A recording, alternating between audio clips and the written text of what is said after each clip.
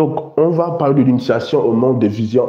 Maintenant, pour commencer, nous allons voir des bases. Alors, j'aimerais déjà dire que, conformément à la définition biblique de l'homme, la Bible laisse comprendre que l'homme est un esprit. Alléluia. Il a une âme et il habite dans un corps. Au-delà de ça, la Bible nous a introduit une notion de l'homme intérieur et l'homme extérieur. Alléluia. Amen. Pour cela, nous allons aller ensemble dans 2 Corinthiens chapitre 4, verset 16. C'est pourquoi nous ne perdons pas courage. Oui. Et lorsque même notre homme extérieur se détruit, notre homme intérieur se renouvelle de jour en jour. Amen. Amen. Pour nous introduire la notion de quoi? De l'homme intérieur et de l'homme extérieur. Maintenant, vous devez comprendre une chose. Déjà, lorsqu'on parle de l'homme, l'homme n'est pas le corps physique. L'homme est un esprit, il a une âme, il habite dans un corps. L'homme n'est pas le physique. Alléluia. Parce que vous allez voir que quand on va aller dans la Genèse, peut-être certains passages, je ne pourrais pas les relire là, vous allez voir que Dieu va former à l'homme un corps. Il va former à l'homme un corps, il va former à l'homme un corps de la poussière. On va dire, il va former l'homme. Pourquoi il va former? Parce que l'homme avait déjà été créé. Donc il devait former quelque chose pour pouvoir, un corps, une enveloppe, pour pouvoir mettre l'homme à l'intérieur. Amen. L'homme n'est pas le corps physique, mais l'homme est l'esprit. Alléluia. Alors la Bible nous parle d'une notion de l'homme intérieur et l'homme extérieur. Il y a certains chrétiens qui sont un peu confus sur le terme homme intérieur et l'homme extérieur. Qu'est-ce que l'homme intérieur et qu'est-ce que l'homme extérieur? L'homme intérieur, c'est l'esprit de l'homme et son âme. L'homme extérieur, c'est le corps physique et les 5 sens. Donc l'homme intérieur est l'homme invisible, mais qui a aussi l'homme réel. L'homme extérieur, c'est l'homme visible dans la reine physique. Donc nous avons une notion, l'homme intérieur, c'est l'homme, c'est l'esprit de l'homme et son âme. L'homme extérieur, c'est le corps physique et ses 5 sens. Maintenant, je vous ai fait comprendre quelque chose de très important, que Dieu a formé à l'homme un corps selon l'image de l'homme tel qu'il était créé en esprit. Et je dis toujours, le gant n'existe pas avant la main. Le gant existe après la main et le gant a été créé pour la main. C'est comme le corps physique. Le corps physique a été créé pour l'esprit. Ou du moins, je veux dire que l'homme extérieur a été créé pour l'homme intérieur. Quelqu'un me suit ici? Donc vous voyez, la main, c'est quoi? C'est l'homme intérieur et le gant, c'est l'homme extérieur. Donc le gant a 5 doigts parce que la main a 5 doigts. Quelqu'un me suit ici? Amen. Sur le gant, je vais oser dire, on aura l'impression que le pouce, sa taille en tant que sur le gant est égale à la taille du pouce sur la main. Quelqu'un me suit ici? C'est très important de le comprendre. Alors donc, le corps physique là est l'expression du corps spirituel. Amen. Alors pourquoi le corps de l'homme a 2 mains? Parce que l'esprit de l'homme a 2 mains. Pourquoi le corps de l'homme a 2 yeux? Parce que l'esprit de l'homme a 2 yeux. Pourquoi le corps de l'homme a une bouche? Parce que l'esprit de l'homme a... Ou même nous dire, on va parler dans ce contexte, pourquoi l'homme extérieur a une bouche? Parce que l'homme intérieur a une... Pourquoi l'homme extérieur a des oreilles? Parce que l'homme intérieur a...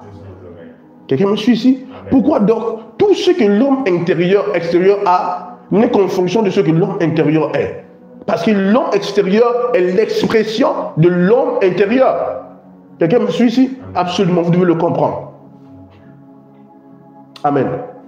Alors, lorsqu'on parle de vision, les visions, c'est un terme vaste. Le mot vision utilisé ici est un mot vaste. C'est un terme vaste. Parce que lorsqu'on parle de vision, cela ne renvoie pas seulement aux choses surnaturelles ou au monde spirituel. Amen. Parce que tout simplement, dans le monde physique, on parle aussi de la vision. Alléluia. Et nous définissons la vision comme étant la perception du monde physique à travers l'œil au moyen de la lumière. Amen.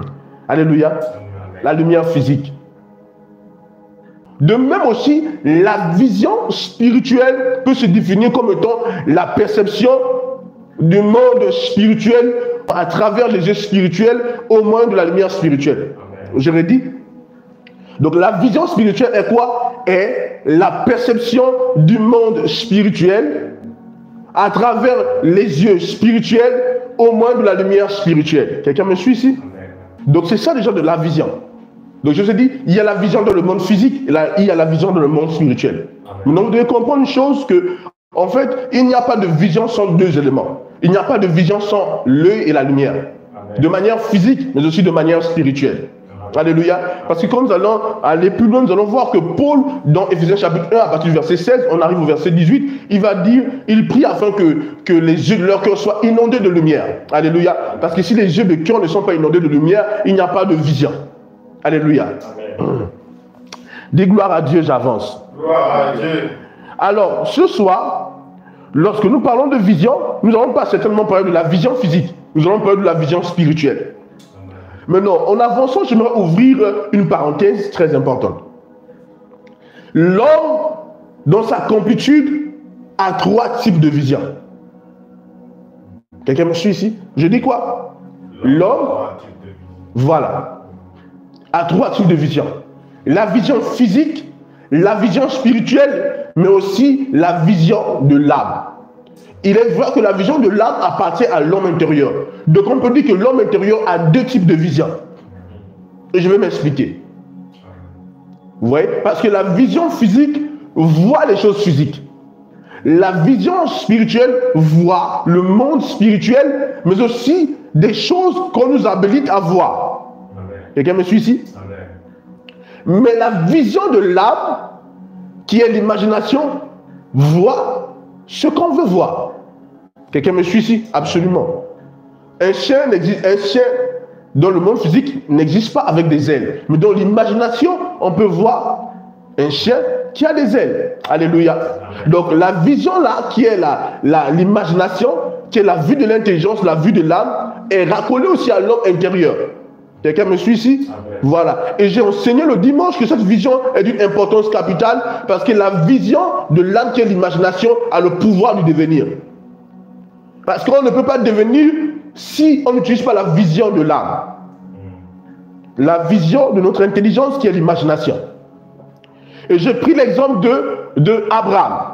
Dieu a promis à Abraham une descendance, une postérité. Dieu a dit à Abraham, tu auras des enfants. Mais Abraham n'a pas cru la parole du Seigneur. Et nous allons aller par exemple dans Genèse 13, Dieu promet à Abraham. On arrive à Genèse 15, on voit que Abraham n'a pas cru. Et quand on arrive là-bas, on va voir que Abraham va dire à Dieu, Seigneur, moi je m'en vais, mais je n'ai pas d'héritier. Il n'y a que Élisée, mon serviteur. Et Dieu va faire quelque chose à Abraham. Il va dire, Abraham, regarde, lève les yeux, regarde le ciel. Il dit, tu vois les étoiles? Il dit, si tu peux compter les étoiles, quelle sera ta postérité? Quelqu'un me suit ici? Amen. Et certainement, Abraham a osé compter les étoiles. Il a vu à travers les étoiles une postérité. Abraham a imaginé. Quelqu'un me suit ici? Amen. Et lorsqu'il s'est mis à imaginer, la Bible nous dit qu'Abraham eut confiance en Dieu. Et dans d'autres versions, on laisse comprendre qu'Abraham crut en Dieu. Amen. Donc, pour croire, Abraham a dû voir, utiliser la vision de l'âme, la vision de son intelligence, l'imagination. Et quand il a vu à travers cette vision, il a cru. Et vu qu'il a cru, il est devenu le père d'une multitude. Amen. Donc la vision de l'âme, la vision de l'intelligence a la capacité, a le pouvoir de nous faire devenir. C'est pourquoi si tu ne vois pas, tu ne peux pas posséder. Parce qu'Abraham a cru, il est devenu le père d'une multitude. Nous sommes les enfants d'Abraham conformément à la foi. Parce qu'Abraham est le père de la foi. Alors nous sommes ses enfants. Est-ce que je parle à quelqu'un ce soir? Amen. Donc c'est juste tellement glorieux. Donc la vision de l'imagination, la vision de l'âme a un pouvoir. C'est le pouvoir du devenir. Et je peux même vous choquer. La vision de l'âme, la vision de l'intelligence a aussi le pouvoir d'influencer la vision de l'esprit. Tout entier. Quelqu'un me suit ici? Amen. Parce que l'âme appartient à l'homme intérieur. L'âme appartient à l'esprit. Nous avons vu que l'homme est un esprit. Il a une âme, il habite dans un corps. Avec cette vision, on peut voir des possibilités infinies.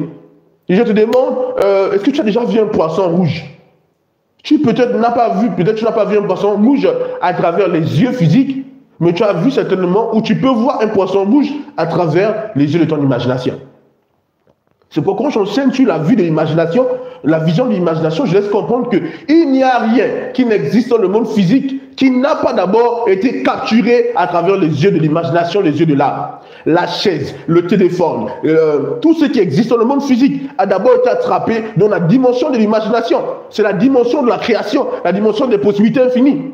C'est pourquoi je dis, dans cette dimension, c'est dans cette dimension-là que nous pouvons devenir. Je vous ai fait comprendre que si tu ne vois pas par la vision de ton intelligence, de ton imagination, tu ne pourras pas devenir. La vision de ton intelligence, de ton imagination a le pouvoir du devenir. C'est pourquoi, parce que Abraham a osé imaginer, voir par l'imagination une postérité, Dieu lui a attribué cette postérité. Alléluia. Voilà. Il est devenu ce qu'il a vu, le père d'une multitude. Alléluia, c'est très important, alléluia. Il y a un pouvoir terrible ici.